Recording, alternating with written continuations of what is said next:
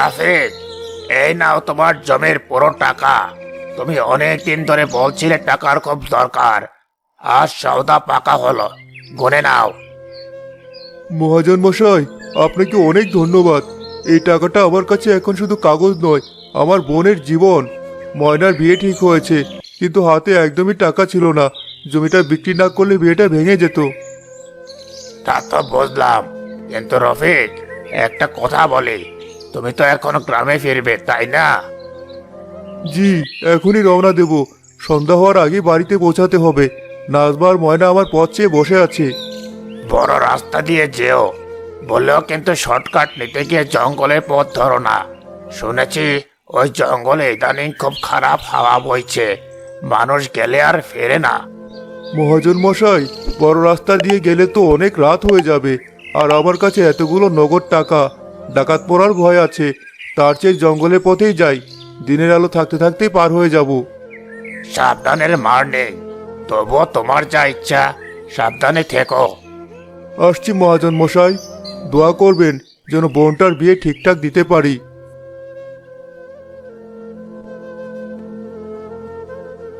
সূর্য তো পশ্চিম আকাশে হেলে পড়েছে। পায়ে আর একটু জোর বাড়াতে হবে। এই জঙ্গলটা কেমন যেন থমথমে। কোনো পাখির ডাক নেই, বাতাসের শব্দ নেই, গা ছমছম করছে। হালুম, কে কে আবার ঘুমের 12টা বাজালো? বহুদিন পর মানুষের পায়ের শব্দ শুনছি মনে হচ্ছে। কে কে কথা বলছেন? দয়া করে সামনে আসুন, আমি একজন সাধারণ পথিক। হো হো হো হো, সাধারণ পথিক? তুই তো আবার আজকের খাবার। কতদিন তাজা রক্ত খাই না, আজ তোকে দিয়ে আমার উপবাস ভাঙাবো। ওরে বাপরে, এ তো সাক্ষাৎ মৃত্যু। রাক্ষস মশাই, আমাকে মারবেন না, আমার খুব তাড়া আছে। বাড়িতে সবাই আমার জন্য অপেক্ষা করছে। তারা? তোর তাড়া থাকতে পারে, কিন্তু আমার পেটের খিদে তোর তাড়ার চেয়েও বেশি। তুই পালাবি কোথায়? এই জঙ্গল আমার রাজত্ব। এখান থেকে একটা পিঁপড়াও আমার অনুমতি ছাড়া বের হতে পারে না। শোনো, আমি পালানোর চেষ্টা করব না, কিন্তু আজ আমাকে যেতে দাও। আমার কাছে এই যে থলিটা দেখছো, এতে অনেক টাকা আছে। আমার ছোট বোন ময়নার বিয়ে। এই টাকা নিয়ে না গেলে তার বিয়ে হবে না। একটা মেয়ের জীবন নষ্ট হয়ে যাবে। মানুষের বিয়ে, কান্না, সংসার, এসব আবেগের কথা আমাকে শুনিয়ে লাভ নেই। রাক্ষসদের দয়া মায়া থাকে না। আমার চাই মাংস, আর তুই হলি সেই মাংস। আজ তোকে খাবই। রাক্ষস মশাই, একটু কথা শুনুন।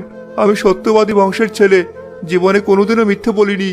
আপনি যদি আজ আমাকে যেতে দেন, আমি কথা দিচ্ছি এই টাকাটা বাড়িতে পৌঁছে দিয়ে বোনের বিয়ের ব্যবস্থা পাকা করে কাল ঠিক এই সময় আমি আপনার কাছে ফিরে আসব। তখন আপনি আমাকে খেয়ে নেবেন। হা হা হা হা, কি বললি? তুই ফিরে আসবি? শিয়াল কি কখনো বাঘের গুহায় ফিরে আসে? তুই আমাকে বোকা পেয়েছিস? প্রাণ বাঁচানোর জন্য মানুষ কত কি যে গল্প বানায়। বিশ্বাস করুন, আমার কাছে আমার জীবনের চেয়ে আমার কথার দাম বেশি।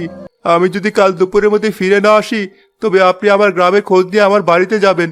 সেখানে আমার স্ত্রী, আমার সন্তান, আমার বোন সবাইকে আপনি খেয়ে ফেলবেন। আমি আমার পরিবারের সবার কসম খেয়ে বলছি, আমি ফিরে আসব। তোর গলার স্বরে একটা অদ্ভুত জোর আছে। সচরাচর মানুষ আমার সামনে দাঁড়িয়ে কথা বলতে পারে না, অজ্ঞান হয়ে যায়।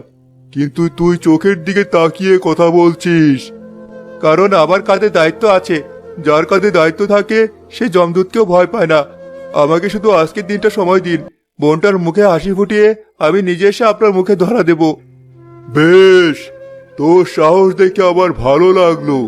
আমি তোকে আজকের মতো ছেড়ে দিলাম, কিন্তু মনে রাখবি, কাল সূর্য মাথার উপর আসার আগেই যদি তুই এখানে না পৌঁছাস, তবে আমি তোর গ্রামে গিয়ে তাণ্ডব চালাবো। তোর পুরো বংশ আমি নির্বংশ করব। মনে থাকে যেন।